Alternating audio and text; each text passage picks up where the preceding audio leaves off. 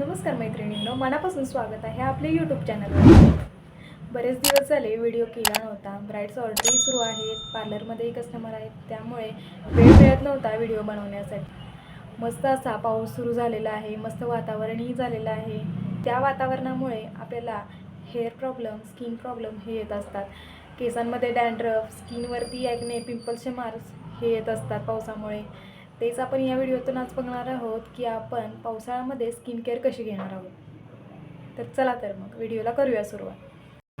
Number 1, पावसाळा सुरू झाला की वातावरणात ह्युमिडिटी वाढते, त्यामुळे आपल्या स्किनवरतीही त्याचा परिणाम होतो.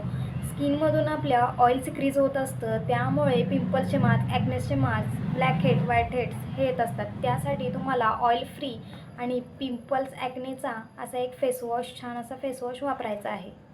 न्यूट्रोजेनाचा खूप सुंदर असा फेसवॉश आहे. इथे फोटो लावते, तुम्ही चेक करू शकता की ऑइल फ्री आणि ॲक्ने स्किनसाठी तुम्ही हा फेसवॉश यूज करू शकता फक्त पावसाळ्यासाठी.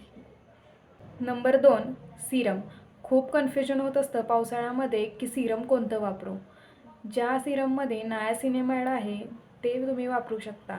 ते फक्त काही लोकांना असं वाटतं की पिंपलचे मार्क्स, पिगमेंटेशनचे मार्क्स घालवण्यासाठी तुम्ही ते यूज करू शकता, पण असं नाही आहे. पावसाळ्यात जे ऑइल सिक्रीज होत असतं त्यासाठीही तुम्ही त्याचा उपयोग करू शकता.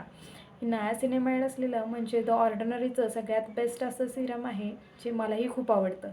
सकाळी तुम्ही मस्त असा फेसवॉश केला की 3 ड्रॉप्स सिरमचे घ्यायचे आणि मस्त असं पूर्ण फेसला आपल्या सिरम लावायचं. मस्त आपलं पावसाळ्यामधलं स्किन केअर रुटीन सुरू आहे. फेसवॉश झालं, सिरम झालं, मग मॉइश्चरायझर कुठलं वापरायचं. असं मॉइश्चरायझर वापरायचं की जे ऑइली स्किनसाठी बेस्ट आहे. आत्ता हायड्रेशनची आपल्याला अजिबात गरज नसते. एक्सेलाचं खूप छान असं मॉइश्चरायझर आहे ऑइली ॲक्ने प्रोन स्किनसाठी. त्याच्यावरती मेन्शनही केलेलं आहे रिड्यूस सीबम सिक्रेशन, त्यामुळे तुम्ही हे यूज नक्कीच करू शकता, तेही पावसाळ्यामध्ये फक्त. Number 4, sunscreen.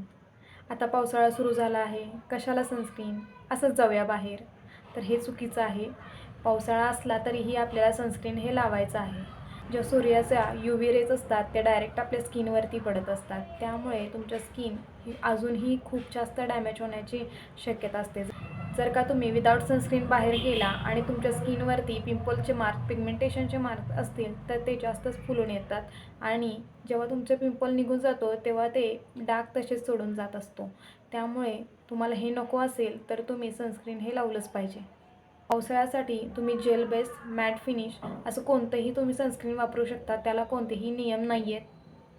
तर नक्की तुम्ही सनस्क्रीन हे वापरायला सुरू करा आणि त्यानंतर तुम्ही बाहेर पडू शकता.